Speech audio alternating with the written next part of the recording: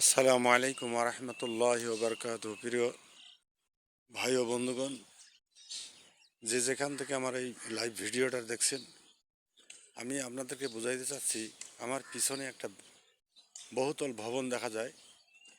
এই ভবনটা টাকা দিয়ে তৈরি করা সম্ভব, কিন্তু টাকা দিয়ে ইমান ও আমল নষ্ট করা সম্ভব নয়। যতক্ষণ পর্যন্ত আপনার চরিত্র আপনি ঠিক না করেন বা নিজেকে বিলিয়ে না দেন। যেই ইমারতটা তৈরি করেছে টাকা দিয়ে, শ্রম দিয়ে, এটা একদিন থাকবে না। শুধুমাত্র আল্লাহর অস্তিত্ব থাকবে আর ইমানদারের ইমান থাকবে। তো বুঝে নিবেন আমি কি বলতে চাই।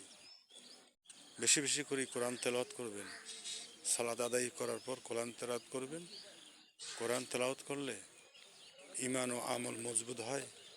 সর্বোচ্চ জিকির হচ্ছে পবিত্র আল কোরআন তেলাওয়াত করা। বুঝে বুঝে তেলাওয়াত করবেন, সওয়াবের জন্য তেলাওয়াত করবেন। আজ এ পর্যন্তই। আসসালামু আলাইকুম রহমতুল্লাহি ওয়া বারাকাতুহু।